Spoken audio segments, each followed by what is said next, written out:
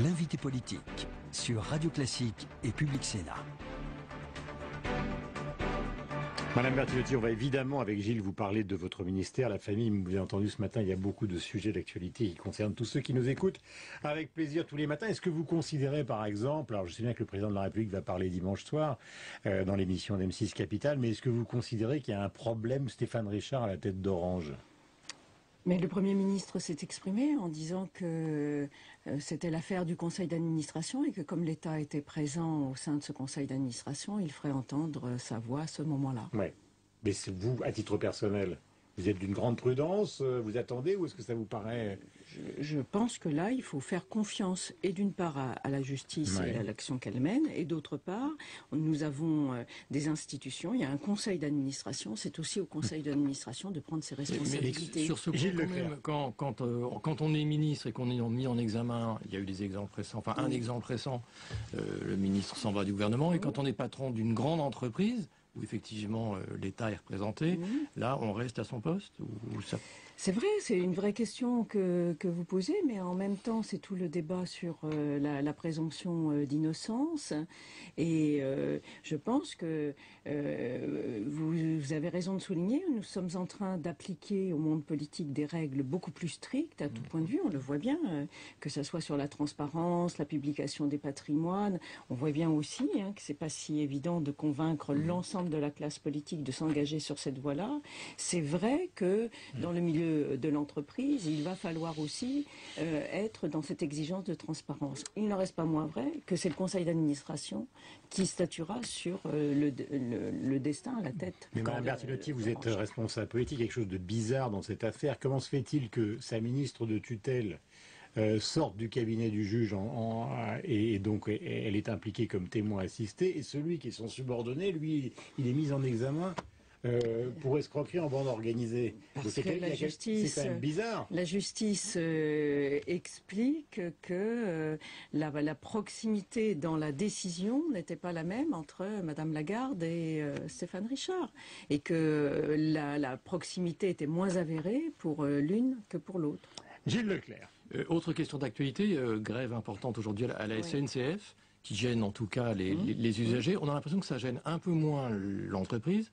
Et même le gouvernement, au fond, se dit, bon, après tout, vis-à-vis de Bruxelles, c'est peut-être pas mal de montrer que au fond, face à un Bruxelles assez libéral, il y a aussi, je dirais, une sensibilité qui peut peser un peu sur le débat européen en ce moment.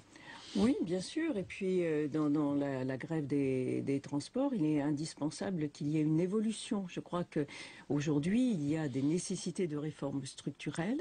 Le gouvernement les entreprend les unes après les autres. Le projet de loi n'est pas encore bouclé. Frédéric Cuvillier ne le présentera que dans quelques semaines. Et c'est aussi... Mais vous dites donc que la réforme du système ferroviaire au niveau européen est trop libérale à vos yeux ? Il faut d'abord, je pense que on se met dans une mauvaise posture que de croire que c'est Bruxelles qui aurait à dicter les conditions de gouvernement. Je pense que c'est beaucoup plus complexe que cela. Et on voit un président de la République qui est déterminé dans tous les conseils européens à imprimer sa marque, en particulier pour cette volonté de recréer les conditions de la croissance, pour lutter précisément contre le chômage des jeunes qui est excessivement important en Europe. Nous sommes à la fois solidaires de l'Europe et en même temps on peut imprimer une marque différente à l'évolution de l'Europe. Vous iriez jusqu'à soutenir les grévistes aujourd'hui ? Je ne suis pas sûre que j'irai jusqu'à soutenir les grévistes, mais maintenant il faut quand même entendre, nous sommes dans une société en crise où... Au fond, nos concitoyens ont le sentiment que beaucoup de choses peuvent être remises en cause. Donc la concertation est indispensable. L'écoute est indispensable. Plus que jamais, la France a besoin d'un véritable dialogue social rénové. Et ça, c'est ça qui est fondamental.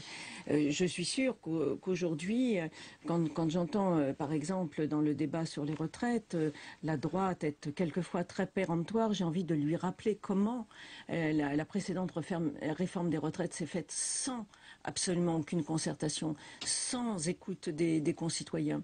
Trouvez-moi aujourd'hui un dossier où le gouvernement n'a pas pris le temps de la concertation. Mais François Hollande sera à la télévision donc dimanche dans Capital et le thème c'est la France en panne. Pour beaucoup de gens, la France en panne, c'est justement les grèves ce matin, toute la journée, et ils en ont souvent, pardonnez-moi l'expression, mais ils en ont souvent par-dessus la tête et ras-le-bol. C'est aussi une expression de... Oui, mais je pense que la France en panne, Parce qu'ils sont en train de faire pression sur vous pour vous reculer sur, par exemple, l'annulation des régimes spéciaux. On va voir. De toute façon, rien n'est acté aujourd'hui sur la réforme des retraites et personne ne peut dire ce que sera la réforme des retraites Elle a un aspect politique, de demain. Mais ce qu'il faut bien comprendre quand vous dites la France est en panne, je pense que... C'est le thème de l'émission d'M6. Oui, non, mais... Et sur le thème de l'émission de M6, c'est certainement la confiance qui fait défaut. On le sent partout.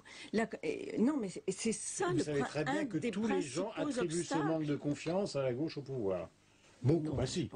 Relisez la presse de droite, tous les jours, certes, ils disent... Mais il est surtout, il s'est ancré depuis, et là ça remonte à bien avant la gauche, l'idée que chez nos concitoyens, l'avenir pour leurs enfants risque de ne pas être forcément meilleur que le leur. Et ça, c'est quelque chose contre lequel il faut que nous démontrions, réforme après réforme, qu'il faut retrouver les chemins de la confiance.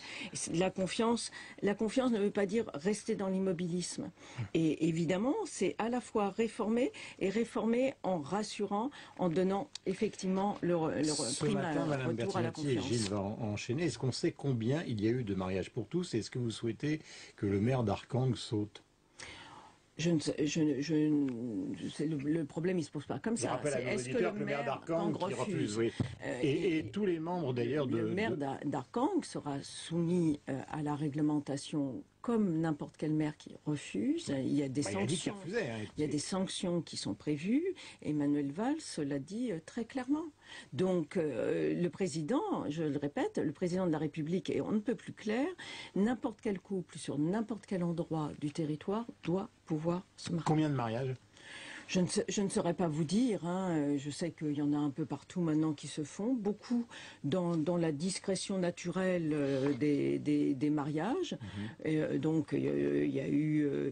mais le chiffre va être important parce que s'il y a, je sais pas, une centaine de mariages après une bataille politique terrible, les gens vont se dire mais non, pourquoi... Il y aura plus. Non, je parle depuis que la loi est passée. Oui, mais je veux dire, je n'ose citer un vrai pourcentage, mais il y a aussi, je ne sais pas, 10 ou 15% d'homosexuels. Donc voilà, on verra s'il y aura. Ils n'ont pas forcément tous envie de se marier. Et en plus, ils n'ont pas tous envie de se marier.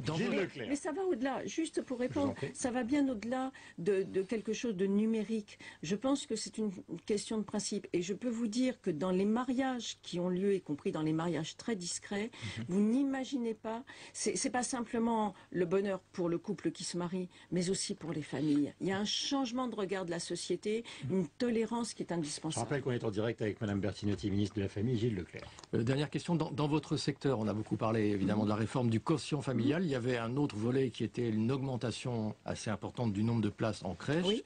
Est-ce que vous pouvez nous rappeler combien et à partir de quand est-ce qu'on va voir ces nouvelles places de crèche dès la rentrée prochaine? Alors, d'abord, le nombre de places, c'est 275 000 places d'accueil des enfants de 0-3 ans. Supplémentaires, dont 100 000 places en crèche, 100 000 places auprès des assistantes maternelles et 75 000 pour la préscolarisation des 2-3 ans. Est-ce qu'on peut le voir dès la rentrée? Je vais vous répondre oui et non, car quand un maire décide la création d'une crèche, c'est 2 ans à 3 ans pour que... Donc c'est plutôt rentrée 2014. Ah oui, les assistantes maternelles, ça peut se faire de façon très très rapide. L'ouverture des crèches demande un tout petit peu plus de temps. Mais je vous rappelle que c'est dans le cadre d'une convention avec la CNAF et que cette convention est sur 5 ans. Et on aura le financement. Bien sûr, puisque le fonds de la CNAF a été augmenté de façon substantielle. En 5 ans, il va passer de 4,6 milliards à 6,6 milliards. Une augmentation jamais vue. Une augmentation de 40% lorsque la droite a augmenté de 15%. Donc ça veut dire que là, il y a véritablement des objectifs qui sont effectivement financés et nous allons aussi avoir une méthode pour suivre l'application sur les territoires de la réalisation de ces objectifs. Merci beaucoup Dominique Bertinotti, ministre de la Famille, donc sur l'antenne de Radio Classique et de Public Sénat ce matin. Gilles, on se retrouve demain. Bonne journée à vous, madame. Merci. Il est 8h28 dans une minute.